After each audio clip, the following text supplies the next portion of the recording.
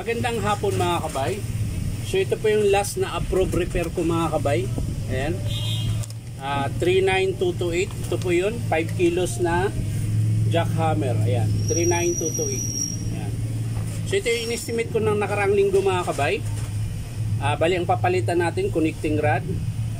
Tapos 4 na o-ring mga kabay. Ayan. At syempre yung seal nya. Ayan. So tara mga kabay, samahan nyo po ako. Kakabit po natin. So yan mga kabay. Nabuksan ko na rin po. So ito yung lahat mga kabay, baklas. Kabit ka lang ng armature, magkakabit ka ng o-ring, magkakabit ka lang ng connecting rod. Lahat po baklas. So ito po yung nakakatamad na repair mga kabay. Connecting rod lang papalitan mo tsaka o-ring. Lahat kailangan ng baklasin. Nakakatamad man, kaso lang wala kang magagawa dahil yun yung trabaho natin mga kabay.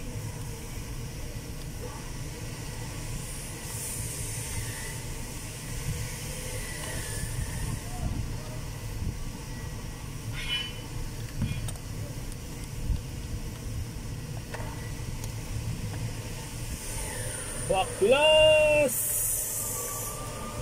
Lahat! Baklas!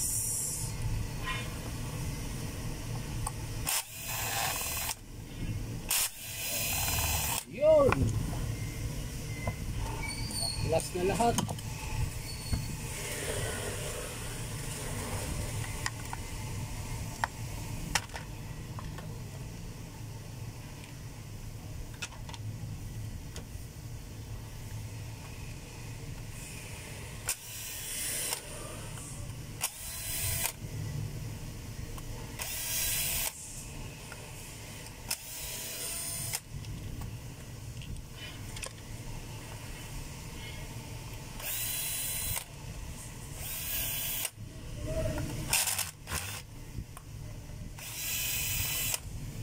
Matigas ka.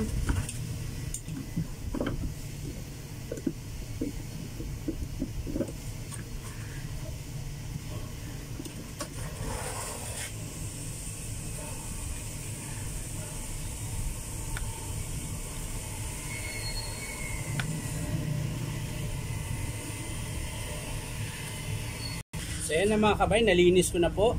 Hindi ko na po pinakita yung paano maglinis dahil matagal po. So, papakita ko lang sa inyo mga kabay kung paano magkabit. Tsaka magpalit ng connecting rod. Ayan. Tatanggalin nyo lang ito mga kabay. Ito yung pinaka lock nya. Para mabunot nyo po yung pin ng connecting rod. Ayan. So, pupunasan natin mga kabay. At syempre, papalitan natin yung o-ring mga kabay. Ayan. Papalitan natin ng bago. Ayan. Tapos yung connecting rod mga kabay, ito yun. So ganun lang po yung pagkabit mga kabay. Ayan. Tapos susuksok nyo yung pin dito sa may butas. Ayan. Tapos pagtulak nyo, balik nyo yung plastic. Ito yung maglalak doon. Ayan. So yun na po yung forma niya mga kabay. Ayan. Tapos syempre yung o-ring ng striker mga kabay, papalitan din natin. Ayan. Ayan.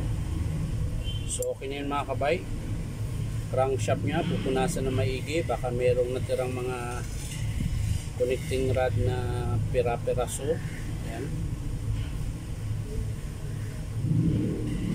Tapos, syempre yung ayan, okay na yan mga kabay. So, grasa, kailangan natin ng grasa. Okay. So, bago natin lagay yung striker, yung striker niya mga kabay, lagyan muna natin ng grasa dito. Konti lang ba, mga ganyan lang. Ayan. Maingay na naman siya. Tapos yung striker, ayan. Yung paglagay niyan mga kabay, ganyan po ang forma. Ayan. Yung may nakausli, yun yung papuntang bala. Ayan. Ito naman yung sa piston. Ayan. So, ganyan po lagi ang paglagay. Ayan. Tapos tulak nyo po. Ayan. Tapos, lagyan natin ng grasa ulit. Konti lang.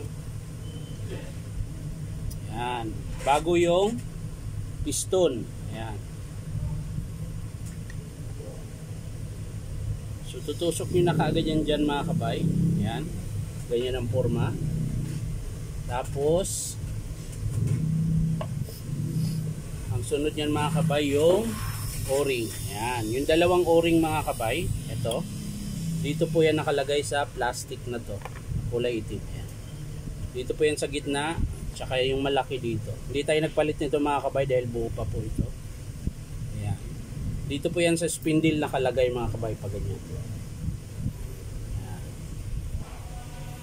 Para po hindi lalabas yung langis dito. Ayan. Tapos syempre dito na tayo. Ayan.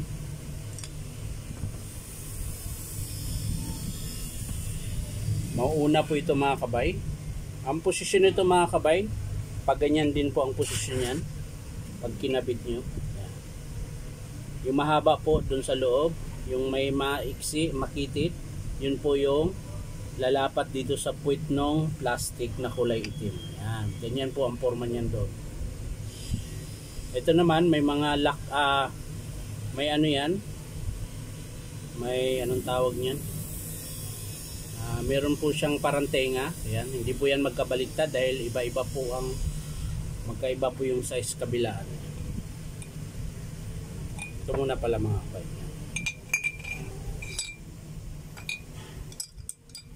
Tapos syempre yung plastic. Plastic!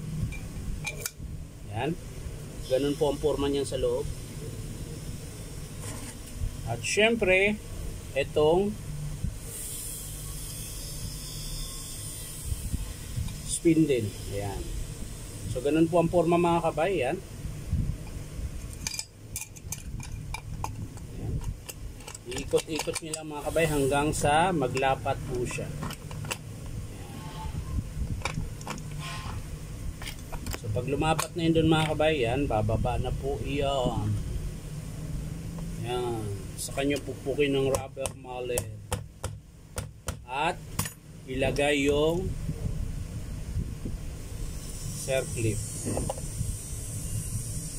At syempre ilalak natin ngayon. Yan. Tapos sikwatin nyo ng flat para lumapat. Yan. So yan ang mga kabay. Yan ang forma nyan. At syempre yung connecting rod mga kabay, iikutin nyo po. Yan. Kailangan po nakaganon ang forma niyan mga kabayan. Kailangan ito nakaganyan. Yan, nakaganyan. Para po pagpasok nyo dito sa crankshaft niya mga kabay, ito. Saktong-sakto po yan doon sa connecting rod.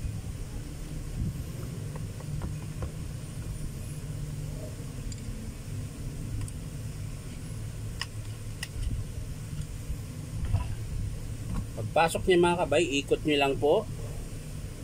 Ayan.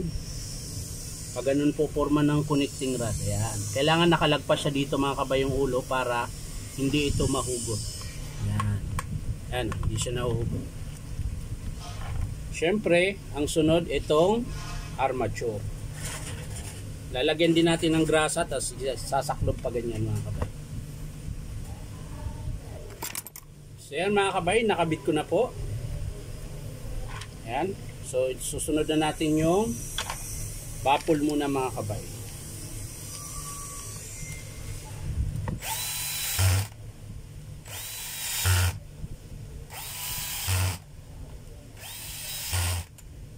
Ayan. Siyempre higpitan natin ng maigi.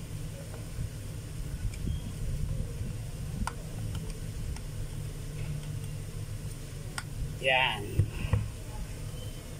At Sunod, ito mga kabay. Yan. Sunod mga kabay, ito na po. Kakabit na po natin yung handle niya. At syempre yung wiring ikakabit na rin natin. So yan na mga kabay, nakabit ko na. So tatakpan na lang natin nang may testing na natin mga kabay.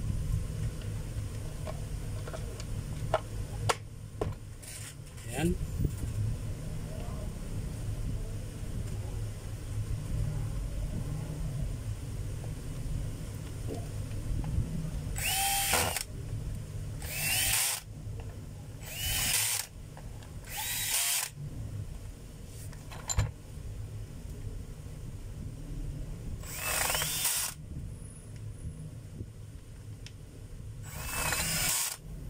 So yan mga kabay, paanda rin na natin. So testing po natin yung hammer kung meron.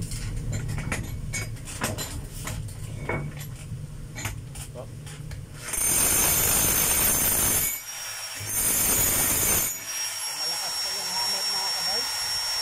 Yung hammer po.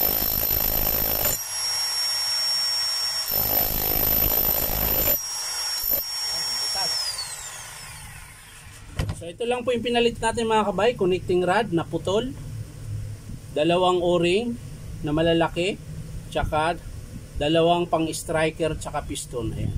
So yun lang mga kabay, maraming salamat sa panonood at pa-like and share na rin po. At syempre po, subscribe nyo po ito aking YouTube account na Inom Tabay. So maraming salamat mga kabay, bye bye!